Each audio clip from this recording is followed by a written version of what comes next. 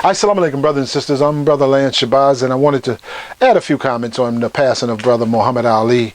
Muhammad Ali, some see him as just the greatest of all time, as a boxer, as a humanitarian. I saw him as a Muslim, and that's how I like to remember him, as a Muslim. We're not seeking to lose our identity in blood mixing and our beautiful black African history. We don't hate you. We don't hate those of you who are white. We just want to stay black. We love my color. I just love myself. And brothers and sisters, I got the news. I was at work and picked up the paper on my way in. And I kept quiet. I listened to all this. Seems to be non-stop Muhammad Ali on the radio, on the television. And as I said, let me be quiet. I didn't want to say anything that's derogatory or negative that I hear on the radio. So I said I'm going to keep quiet, but I did want to add just a few moments speaking about Muhammad Ali, the greatest of all time. I first saw Muhammad Ali as a little child at a Muslim bazaar, and he was talking some smack, and I just immediately gravitated toward him. And Muhammad Ali, I always said I live vicariously through Muhammad Ali, as I named one of my sons Muhammad Ali. My first wife, I named her after Muhammad Ali's wife, who was a Muslim wife. First Belinda, and later as Khalila. I named my wife Khalila, and just lived vicariously through Muhammad Ali. As all of the things I would talk smack like Muhammad Ali, his whole life. If you look at it, I used to tell many brothers when we would talk about Muhammad Ali that every day of his life could be a featured movie. He constantly was on. You hear boxers today, well, Floyd Mayweather is so-called retired, but he fought basically in Las Vegas. He didn't go too far out. Muhammad Ali traveled everywhere. It wasn't just to Zaire. It wasn't to Malaysia. It wasn't to the Philippines. He fought in Puerto Rico. He fought in Germany. He fought in London. He fought everywhere. Muhammad Ali was a true world champion. He didn't matter where he went. He fought everybody and didn't duck anybody. You know, you look at his record, even though his professional record shows 56-5, he lost 3 of his last 4 fights, which you can really throw those fights out because he was really washed up bad, hadn't taken care of himself. And whether they call it Parkinson's or whatever the disease that took his skills, I want to remember him as the great Muhammad Ali that I saw as a little boy, a man who talked so much smack. But I got to teach, not many of individuals can say it, but I got to hear Muhammad Ali teach as a minister, as a little boy. I grew up a Muslim, follower of the teachings of the Most Honorable Elijah Muhammad. And for the record, I've interviewed Muhammad Ali, I've interviewed his brother Rahman, I've interviewed his former wife, interviewed his son, I have interviewed his trainers, his sparring partners. And history, they want the sexy story. They want to say that Malcolm X brought him into Islam, but Malcolm X didn't bring him into Islam, but that's the sexy story. We know that it was a Minister Jesse. We know that there was a Captain Sam. We know the history of Muhammad Ali. We know that history. We could tell you the whole history of Muhammad Ali, but you could read the Bible. He was born January 17th of 1942. You could say he lived on Grand Street or Grand Avenue in Louisville, Kentucky. You could tell his whole history. His brother was born July, I believe, 18th of the following year, 1943. Odessa Clay, Cassius Clay Sr. The whole history, we can go through that, but that you can read. I want to tell you my personal opinion and my history with Muhammad Ali, or just personal stories that I like about Brother Muhammad Ali. He was a brave, courageous man. The Nation of Islam, when I got to see Muhammad Ali, I saw him at the Brooklyn Temple, which was at the time on Madison Avenue. Muhammad Ali, as a little boy, we took the flyers, and I used to scotch tape them to my father's vehicle with the picture of Muhammad Ali that he would be speaking at the mosque. And I just loved Muhammad Ali. I took a picture of him in 1968 as a 10-year-old boy at one of the Muslim bazaars. And as I said, I just loved Muhammad Ali. I loved him.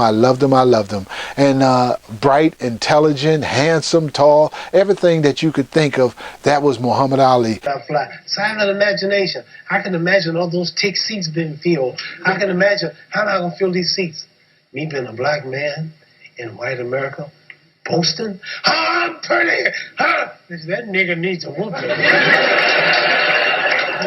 That cocky thing, he talks too damn much. Give me 20 tickets. Give me ringside tickets. I want to be there. Some of y'all remember. Some of y'all remember them days, don't you? Before y'all found out I was acting, y'all can think back. Can't y'all remember those days? Before you got to know me like today, when y'all used to say he's too damn cocky. All this shit. He's the greatest. He's pretty. Give me ringside seats. I want to see his teeth when they fall out. And I'm jumping around. I'm trying to keep him laughing. They be, nothing, ain't my son. And I look and I say, you paid $200 for this?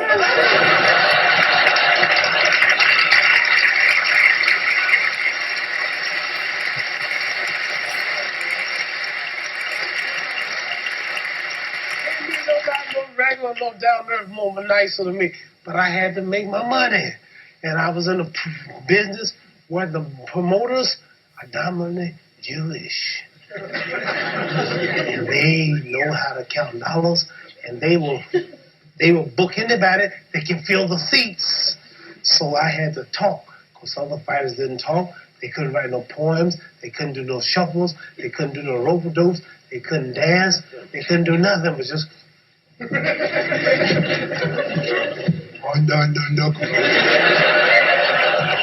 He's dancing all that pretty stuff.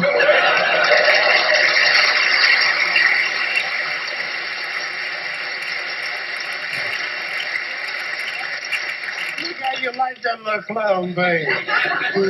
The white folks always like to see colorful chef. I had it made. I had it made. The world thought I was crazy. They say, he's silly. See, they have an old saying, a wise man can act a fool, but a fool cannot act wise. See, I was acting. I was a genius. But now I'm letting you know it's just act. I'm a real nice fellow. I wasn't conceited, I was just convinced. He just caught it up.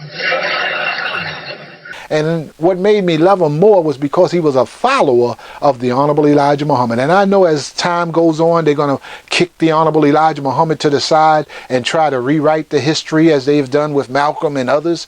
But the Honorable Elijah Muhammad played an integral part not only in Muhammad Ali's life, but in his brother Rahman's life. You can't erase that history. His decision to stand up and fight, not to go into the war military.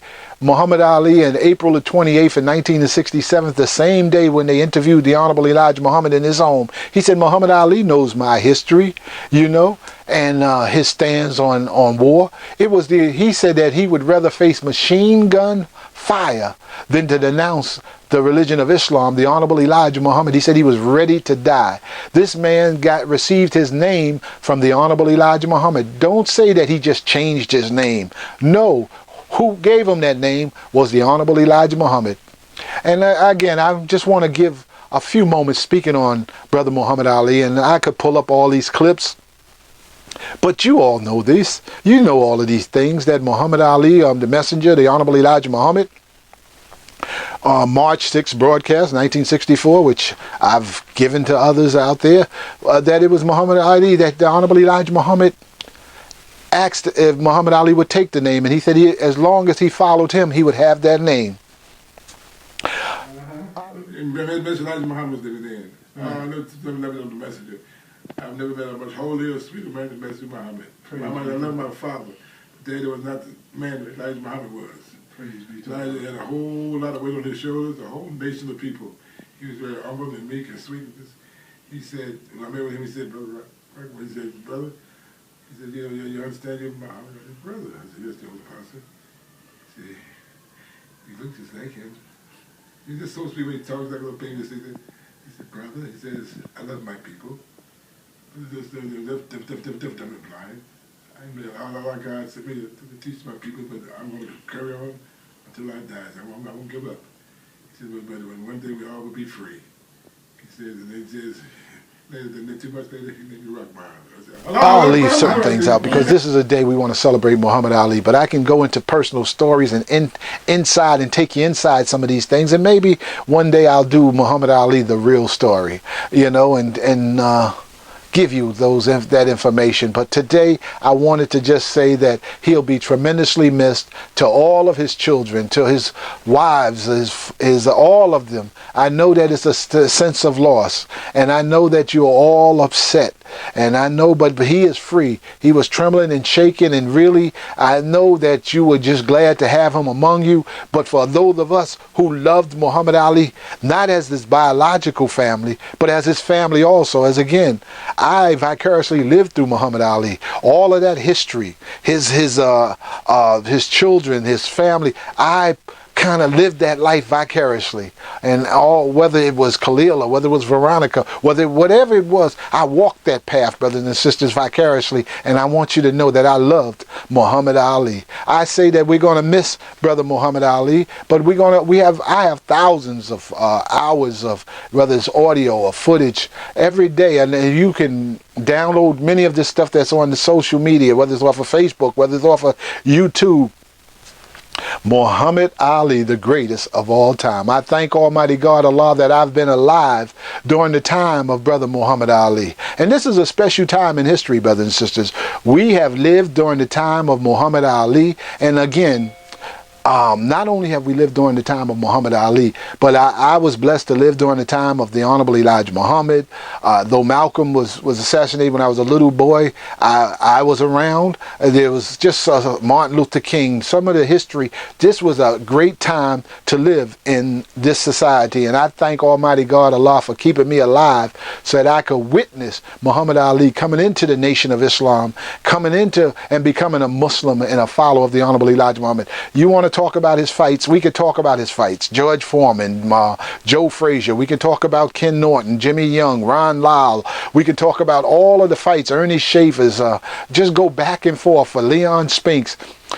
We could talk about his sparring sessions. I was blessed to go up to Deer Lake, Pennsylvania. I was blessed to be around Muhammad Ali. I worked security for him once. I just so many things that I could just tell you about Muhammad Ali. Such a beautiful, beautiful, beautiful brother. Again, I send condolences to the family. But I say this again, that Muhammad Ali, he said he once wanted to meet every person on this earth, and he sure enough tried, brothers and sisters. Muhammad Ali traveled this world. They knew his name in Indonesia. They knew his name in Pakistan. They knew his name in Mecca. They knew his name wherever he went. You could say Muhammad Ali, and people would just light up.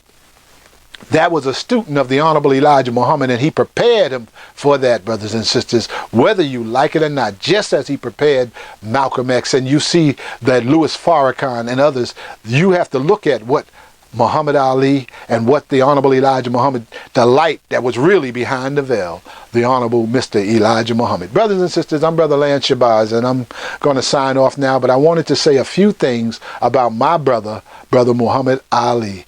May Allah bless him. May peace and blessings of Allah forever be. And one more thing I wanted to say that made me so proud. After the assassination of Malcolm X, as you know, he was assassinated February the 21st, 1965, there was telephone calls going into looking for Muhammad Ali, and their reporters had called his home and told that there's a carload of assassins coming to assassinate him. And the response that Muhammad Ali told this reporter, I'll probably pull that clip up. But brothers and sisters, just a beautiful, beautiful brother. For those of you who don't know me, I'm Brother Lance Shabazz. I am the author of the book, Blood, Sweat, and Tears, The Nation of Islam and Me. This was my contribution to my lifelong history in the Nation of Islam and how it affected me. The fall of the Nation of Islam. Muhammad Ali is featured in there. Joe Tex is featured in there.